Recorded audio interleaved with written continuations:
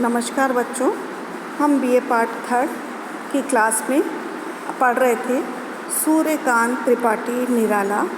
इनकी कविता थी जागो फिर एक बार। इस कविता को हम पढ़ रहे थे। कवि ने इस कविता में देश प्रेम, राष्ट्रीय स्वाधीनता आंदोलन एवं हिंदी साहित्य के नव जागरण से संबंधित चित्रण किया है। इसमें कवि ने प्रकृति चित्रण के माध्यम से देशवासियों को जागरणशील रहने का संदेश दिया है। कवि ने सूर्य अस्त का प्राकृतिक वर्णन करते हुए रात्रि एवं सूर्योदय का चित्रण किया है और भारतीय समाज को नव जागरण का संदेश दिया है। इस कविता के संबंध में इसका संबंध राष्ट्रीय स्वाधीनता आंदोलन से है, हिंदी जागरण से है। प्रकृति के माध्यम से महाकवि निराला भारतीय समाज को जगाना चाहते हैं। वो कहते हैं कि सोना मृत्यु का लक्षण है, इसलिए एक प्रगतिकामी समाज के लिए जागरण अति आवश्यक है। अब हम कविता पढ़ेंगे। कुछ अंश हमने इसका पहले पढ़ चुके हैं। पीऊ रहो पपिए प्रिय बोल रहे, सेज पर विरह विद्या वधू, याद कर बीती बातें रातें मन मिलन की, मूंद रही पलके चारों नैन जल ढल गए, लघुतर कर व्यथा भार जागो फिर एक बार। प्रस्तुत पद्यांश सूर्यकांत त्रिपाठी निराला के परिमल काव्य संग्रह में संग्रहित कविता जागो फिर एक बार से ली गई है। इसमें कवि रात्रि की मादकता का वर्णन करते हुए जागृति का संदेश देना चाहते हैं। कवि कहते हैं कि पीऊ रहो पपिए प्रिय बोल रहे, कि पपिए पीऊ पीऊ की मधुर आवाज़ बोल रहे हैं, कर रहे हैं।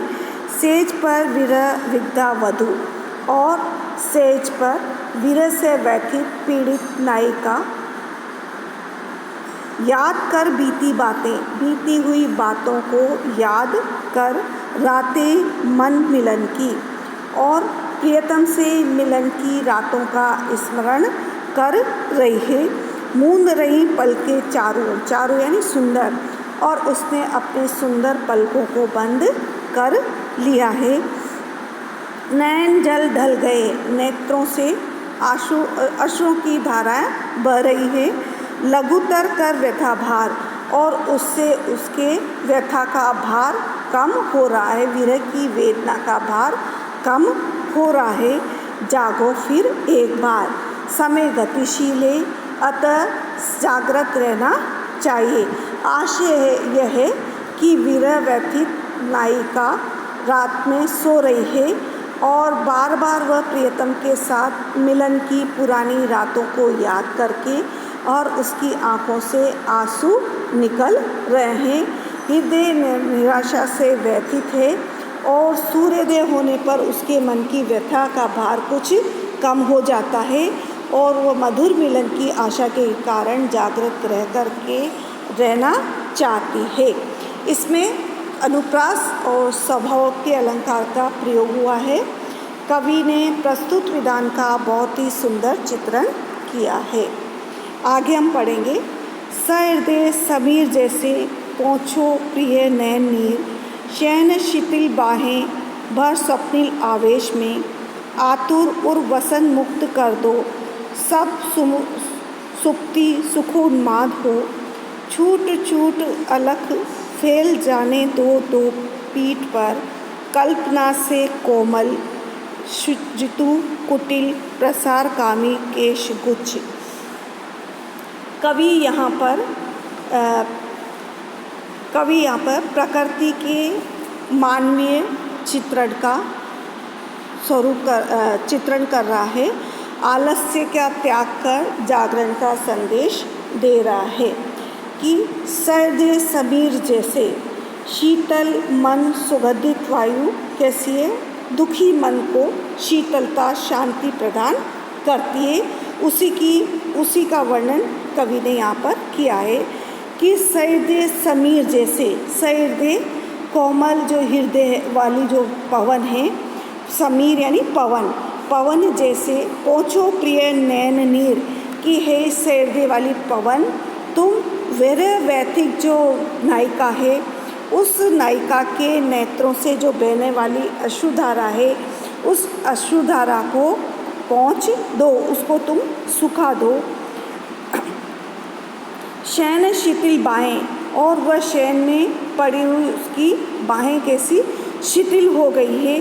भर स्वप्निल आवेश में, उसे स्वप्न में भर दो और आवेश में भर दो। स्वप्न से उसके मन में आवेश को भर दो। आतुर उर्वसन मुक्त कर दो, और उसको आतुर करके, उत्सुक करके, उसको मधुर मिलन का आवेश उसके अंदर भर के उसके वक्ष स्थल को वस्त्रों से मुक्त कर दो। सब सुप्ति सुख उन्माद हो, और उसे सुप्ति यानी सोते हुए नींद में भी उसे सुख का अनुभव हो। छूट छूट अलग, और छूट छूट अलग यानी उसकी जो अलग यानी क्या कह सकते हैं, लटे, उसकी लटों को बिखरने दो, फैल जाने दो पीठ पर, और उसके बालों को पीठ तक फैल जाने दो।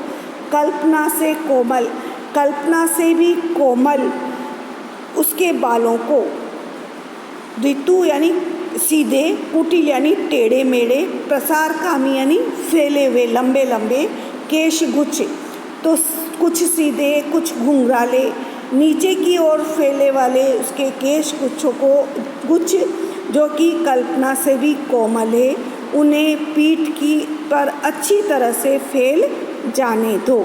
कवि ने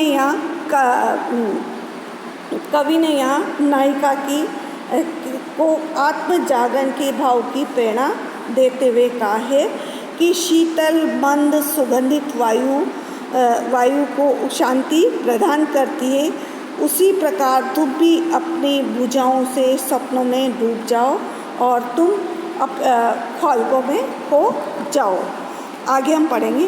तन मन थक जाए मधु समीर सुरभि सी समीर में, बुद्धि बुद्धि में हो लीन, मन में मन हो, जी में जी, एक अनुभव बहता रहे उभे आत्माओं में। अब से मैं रही पुकार जागो, कब से मैं रही पुकार जागो फिर एक बार। कवि यहाँ कहता है कि प्रातःकाल हो गया है और प्रातःकाल ये संदेश दे रहा है कि अब सुगंधित हवा का सर्वत्र मंद मंद प्रसार हो गया है। रात भर का जो स्वप्न आवेश था, विरह वेदना थी, नायिका का जो शरीर थका हुआ था, वो शरीर अब धीरे धीरे स्फूर्ति में आने लगा है। तन मन थक जाए, चाहे तन और मन भले ही थक जाए, अब मिलन के मधुर क्षणों में जो सुगंधित हवा के प्रसार के साथ प्रियजनों के जो तन मन हैं वो भले थक जाएं। मधु सुरभि सी समीर में, सुंदर मधुर सुगंधित हवा में, बुद्धि बुद्धि में लीन हो जाए, बुद्धि बुद्धि में, मन मन में लीन हो जाए, और जी जी में, हृदय से हृदय में लीन हो जाए। एक अनुभव बहता रहे और दो आत्माओं का एक ही, दो मधुर प्रेमियों का एक ही आत्माओं का एक ही अनुभव बहता रहे, उनमें मधुर स्मृति बहती रहे। उभे आत्माओं में, दोनों आत्माओं में, उभे यानी दोनों आत्माओं का मिलन हो जाए। कब से मैं पुकार रही हूँ। प्रकृति रूपी नायिका मानो कह रही हो कि प्रातःकाल हो गया है और मैं कब से तुम्हें पुकार रही हूँ, जागो फिर एक बार।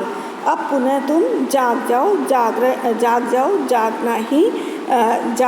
जागना ही प्रकृति का, जागना ही हमारे लिए ज़्यादा अच्छा है, सुखदायी है। तो कवि ने यहाँ पर रूपक समासोक्ति अलंकार का प्रयोग किया है और भावुकता एवं कल्पनाशीलता का भी यहाँ पर समावेश हमें दिखाई देता है।